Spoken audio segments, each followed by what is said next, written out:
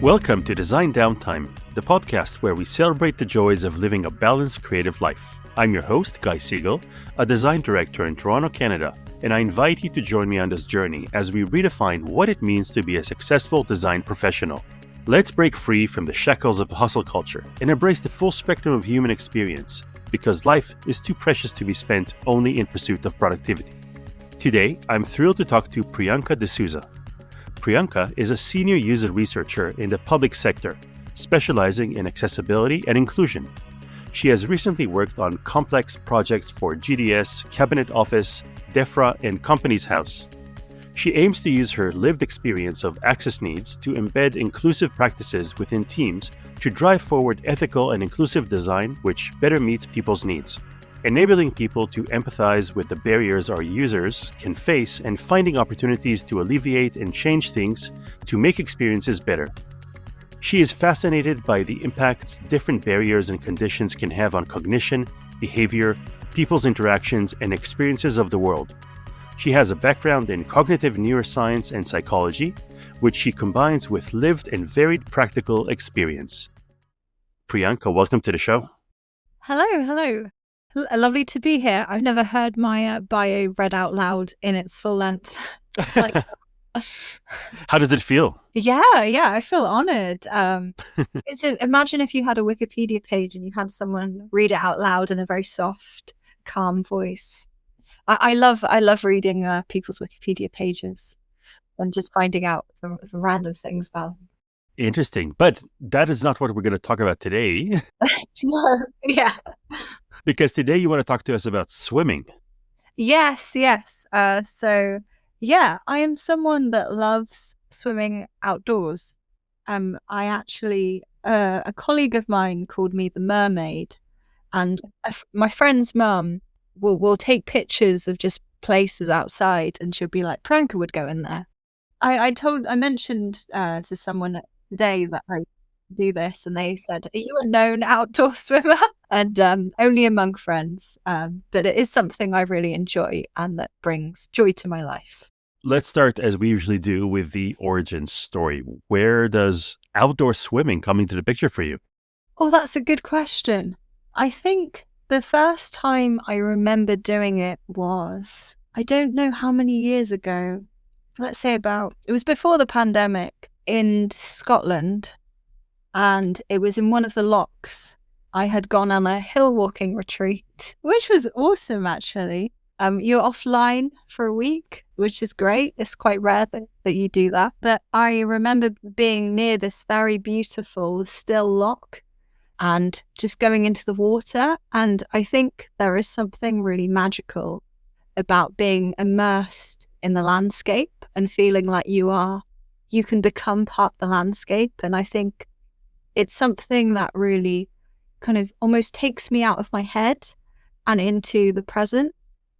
And I love that aspect of going swimming outside and kind of being in water. It really helps me to do that. I'm someone that loves the idea of meditation, but in practice can find it quite challenging to just clear my head.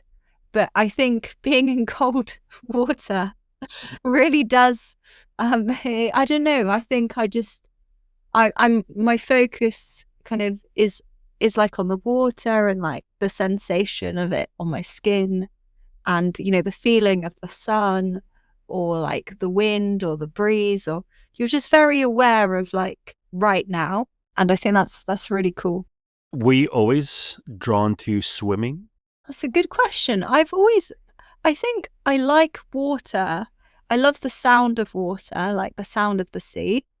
When I was young, at school, I remember we had to do like lengths, like at school swimming, but I was never really into chlorine. I think for me, like swimming outside is a really different experience because you have the sky. I mean, it is possible in some nice indoor pools to be able to see the sky, but it's not always possible. It's often like strip lighting and it's a very different vibe. But yeah, I love being outside anyway, but I think being in water is a way that it's like a proper like change of state. And I think when you're I love, there's this lake that I like going to, especially when the sun is out and it's very still and you're just kind of floating in this body of water and you're kind of feeling the sun. It's really sort of special, like almost transcendent experience, which I really love and appreciate. And I think it's given me an appreciation of like different bodies of water and like how they can, it's all like outdoors and water, but you can have quite different experiences, like being in the sea and like different kinds of waves, different kinds of sand. So that's actually a really good segue into different bodies of water and how you and your different experiences within them.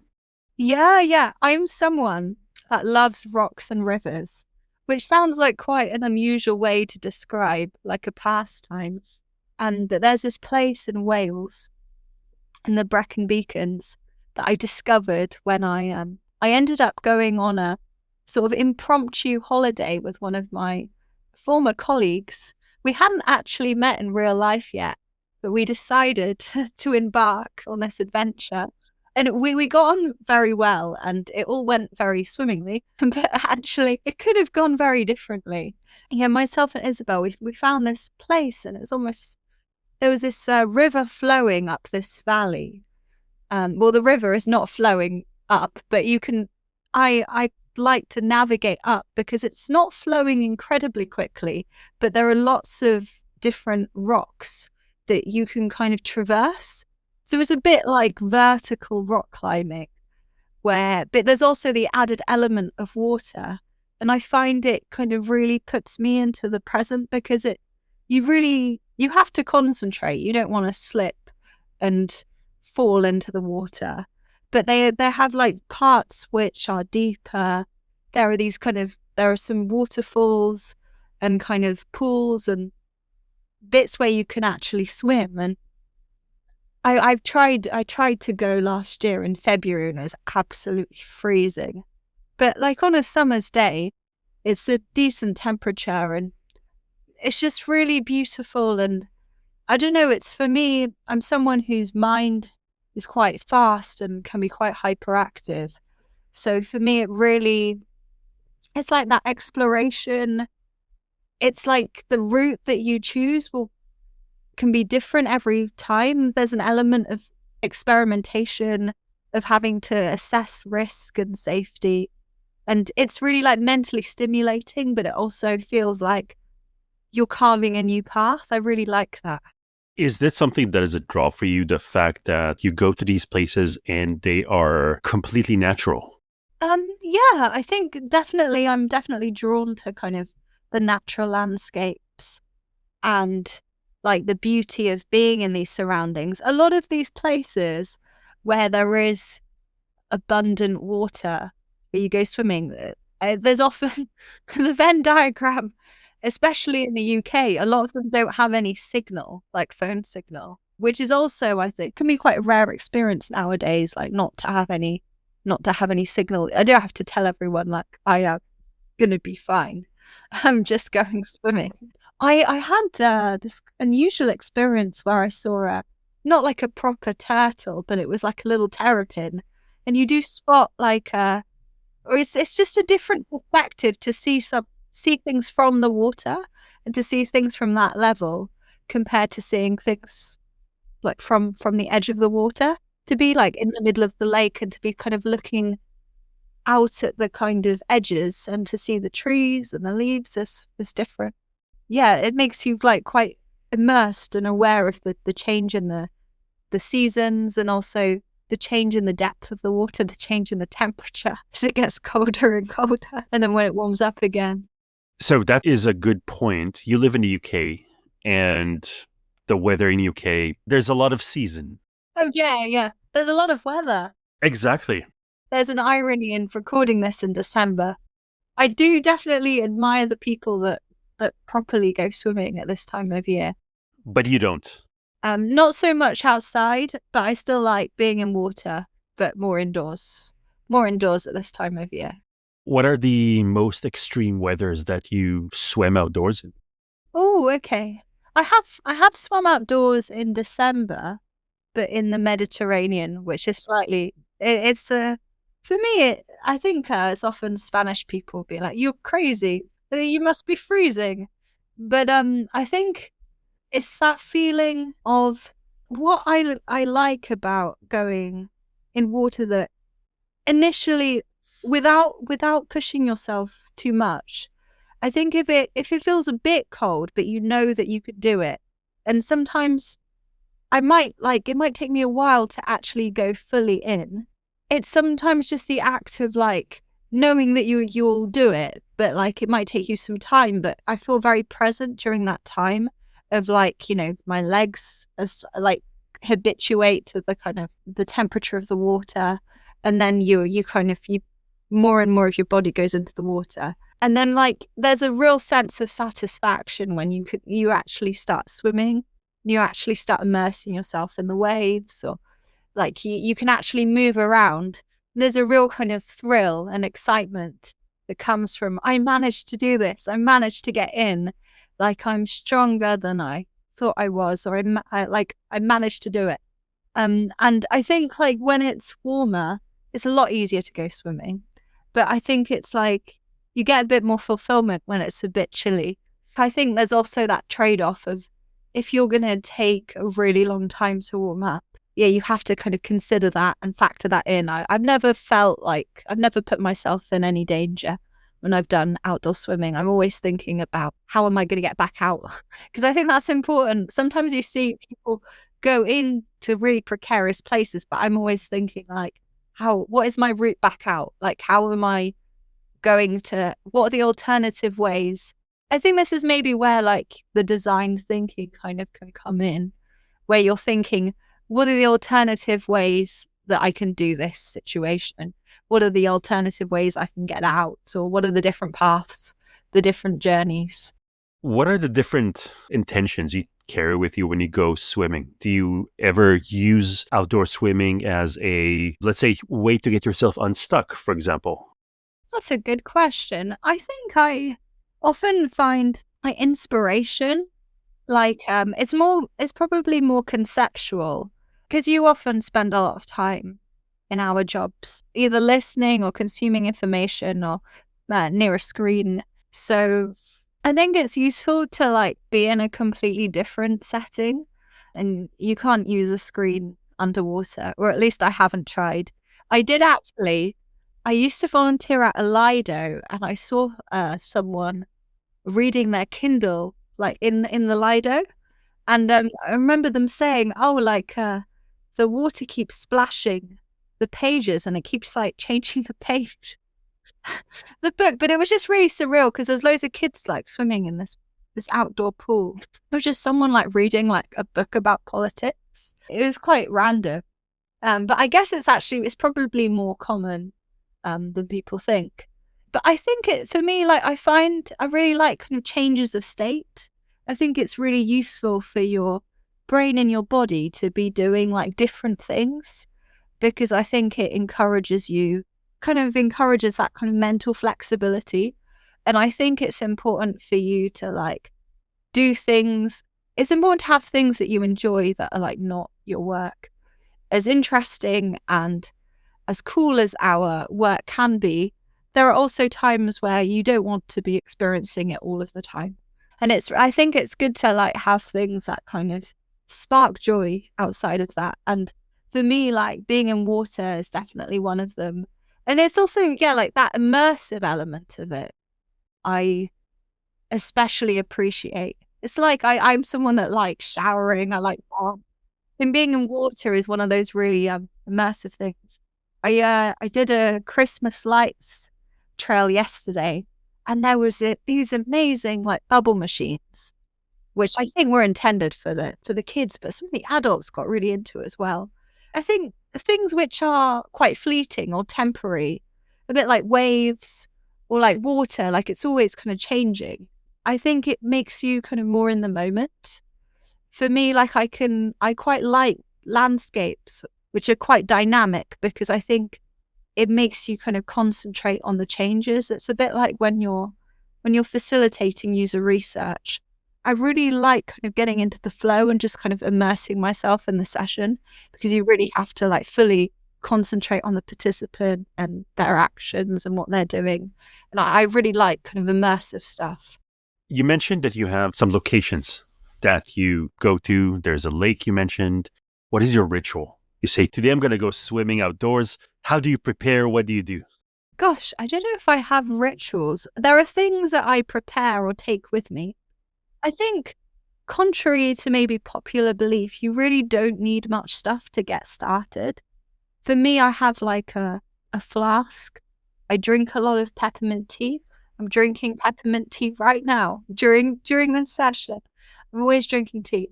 I think the tea is there to warm up because your body can get quite cold. And I think swimming can like make me think about like, okay, so after I get out the water, I need a towel to kind of warm myself up, or like, what am I going to wear? And this changes throughout the year because the temperature changes. And I had this experience where it started to rain when I was in the water, and that was fine. Then the umbrella that was kind of shielding my clothes, the umbrella blew into the water and it got completely soaked. And then my croc, my shoe got stuck in the mud coming out. Things like that also happen. And I think it's useful to see the comic side of things. Because there can be a kind of absurdity, like, and there's often no one kind of witnessing like these things happening, but you're like, it almost feels like Mr. Bean or something like that. Oh, now this has happened. My umbrella is in a lake. It's not much use now. This one time, I find I've never received any money from Crocs, but I think they are super useful in terms of being like a water shoe, because you can walk around on the land with them, but they're also very light, and they're also very good because you don't know exactly what's going to be under your feet when you're going in, and if it's muddy or if it's rocky or sharp. They're really useful. But I've lost a lot of Crocs for like all sorts of different reasons. I think sometimes like the shoe actually just gets stuck in the mud, or just gets stuck. Or that I've had it before, like where the waves have been quite strong. My shoes have just been washed away. They've been like actually just lifted off my feet. Similarly, sunglasses. Like you can't get too attached to sunglasses. Just don't wear your favorite sunglasses, I think, when you're going swimming, like in like random places, because you don't know if, like, wear ones that you like, but don't have really expensive or like fiddly ones with you. You're really thinking about like practical. You told the story earlier of meeting this coworker for the first time and going for a swim. How is swimming by yourself and swimming with other people? How is it different for you? Oh, that's a good question. I find it really cool when places have like a strong swimming culture. When I've been in Copenhagen and like wider Denmark and Sweden, I think it's like, I've seen a lot of naked Danish people on the beaches and stuff. But I think it's very like normal there, like for people to like, for people to go swimming, and also in quite cold weather. And I think it's a very, especially like, I don't know the names of these people. I think it's a really, doing something challenging or something that isn't considered the easiest possible thing to do in that particular situation can be quite like a uniting thing, because it's like we're all in this together. We're all in this freezing cold water together. But yeah, like I think it's nice. I think there can be a real kind of camaraderie, and like people kind of, oh, you did it, you managed to get in, or you managed to like, swim in this body of water.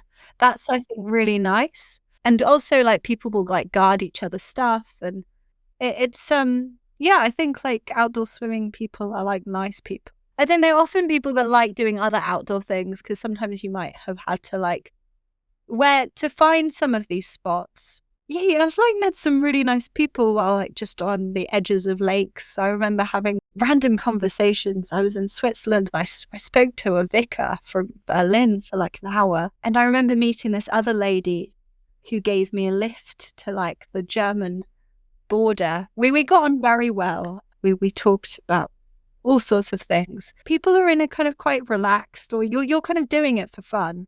It's not like a treadmill. It's a very different vibe, you know. It's like, I'm here and I've gone out of my way to come here. I thought it was very cool when I was in Copenhagen how accessible and integrated they had made kind of swimming into just like city life. Like it was pretty easy for you to just kind of go for a walk and just go swimming. I mean, I actually went there quite a cold time of year. But I think when you're kind of away from home, I think you're more in the mindset of like, you know what, I don't live here. I can do it now or not. So I'm just going to do it. And I think that has encouraged me to like explore and find lots of different interesting places. And I like that aspect of it, like finding new places and kind of seeing kind of, having different water experiences. Is it something that you actively do when you travel somewhere? You look for what are the interesting places to swim? Yeah, definitely. 2 years ago when I was having, before I did some I had a break between projects and I went interrailing, and I found myself sort of in the south of Switzerland where there are lots and lots of different bodies of water. There's lots of rivers, there's lots of lakes. There were lots of places I had never heard of. But I remember spending this day in this Emerald River, which was so beautiful in this valley. It was like surprisingly very near like a supermarket, but it did not feel like that when you were kind of in the river. It wasn't especially deep. It was quite chilly. It was kind of October time. The kind of leaves on the trees were starting to have like the orangey reds of autumn. But yeah, I remember just walking down this river and I don't know, just doing lots of thinking as well. And while I'm kind of just navigating the watercourse, and I just absolutely loved it. Like I love doing stuff like that. I'm very happy and I remember, there was another place that was quite close where there were these giant rocks and it was sunny and the water was like transparent and the light and the water, and I just love it. Like, it makes me happy. I've not had the chance to talk about my love of water in such depth. Yeah, I find it amazing when you see like the kind of accessibility of like these swimming spots and how easy it is in some places to be able to access water and how kind of part of like people's lives it is. I'd love if in the UK we embraced kind of swimming and water more, because I think in the UK, I think more people would swim outdoors if we had the support and the infrastructure and the water quality that enabled people to do this, because I think it is really good for your kind of mental well-being. I think it's good to like do things which kind of gets you off like the internet, gets you off like technology. It makes you think in a different way. Yeah, I've like met nice people just like, well, I've just been swimming. We've just been in the water and just, I also love ducks, and there are often ducks where I tend to go swimming, and I'm pretty happy. Like I can sometimes we'll go for a walk if I'm to kind of pep myself up, or after I've gone for a swim, I can sit by the water and drink some tea, and I'm just quite happy like being near water. I'd love to hear, if you're willing to share, some of your favorite places to swim in. Yeah, that's a great question. I mean, there's probably lots of beautiful places which I've not been swimming, but I really like Pembrokeshire, which is on the west coast of the UK. It's in Wales. It's like you go west and you just keep going until you reach the end of the land. But that's one of the kind of the first like proper like solo holidays that I like went on. And it's like that kind of feeling of freedom and exploration, and just kind of, it wasn't like the warmest water, but there's just really beautiful coastline. I've seen seals and like wildflowers at different times of year in it. isn't just about the swimming, but I think it's just like being in those landscapes and being immersed in them in different ways. And I think it's cool there's an element of like learning and of you learn from like mistakes that you've made, where I've put my things on like the shore and then the tide has come in and then my phone has got very wet or your things get wet. There's that sense of iteration or evolution and like how you approach going swimming. And I feel like that's quite satisfying in itself. Even if you've not kind of maybe done it that explicitly, it's like sort of, I feel like I've kind of learned things like from having those different experiences. I like lakes because I think it can be being able to float, being able to look at the sky, especially when the sun is out, and being able to see the clouds, and just that feeling of being held by the water, I think, is really special. But I also love like being in waves, especially like not to the extent where the waves are too much. There are definitely times where I see the waves and I think like this is for looking and not for being in, because the sea is much more powerful than you. But it's, I think, like it's almost a bit like dancing, where you are kind of learning to adapt and like you're learning the rhythm and the timing of the waves, and you are trying to sort of anticipate the timing of so you have a good time. For me, I think it's important to have respect for the water and respect for the sea. The sea is very powerful. You really need to like respect it, because it really can kind of sweep you up and carry you away. And I've definitely been picked up by a wave and just been tossed on the shore like a fish covered in sand. Yeah, I think it's very immersive. It definitely like puts you in the present, like just being in those waves. I love that. It's really fun. And also when water's really clear, I think, is it last year or, because this has been a long year. In 2024, I went to Croatia, and the water there is so clear. And so you can see so far down, and it's like this kind of turquoisey, beautiful water. It was too warm to really be on land. So you just had to spend most of your time in water like a fish. It was pretty much, I was having security checks done. So it was pretty much just like swimming and eating pizza and then filling in forms. I really like the variety of having those kind of different experiences. I think it's really cool if there are rivers, not like, I've never done, is it like kayaking, or maybe that's a new thing to explore, or something I'd like to try, because I know there's a whole world of like water things beyond like just getting into the water. There's all sorts of things you can do with water. When there's lots of rocks that are kind of quite like, kids have these kind of jungle gyms. For me, like rocks and rivers is a bit like sort of an outdoor scenic version of that for adults. And having the water element is like an extra level of challenge. So I really like that. It's really fun. It's because I'm hypermobile, so there's quite a few like things that I'd like to be able to do, but like would be quite challenging with my joints. I don't want to dislocate anything. So for me, like being able to do stuff outside, like I'm not currently aware of any vertical rock climbing places, but like the natural environment does have things like that where you can kind of be like a monkey, cat, gibbon. you can experience that in a way that is all right for my body. Priyanca, where can people find you? So I am on Blue Sky. I think my name, especially the way I spell it with a C, is not that common. So it's just my first name, Priyanca, with a C. I'm also on LinkedIn. And yeah, I think that's where I am at the moment. If I'm not in a lake, well, it's December, so I'll probably be like under a blanket or walking. Thank you so much for joining us today. Thank you.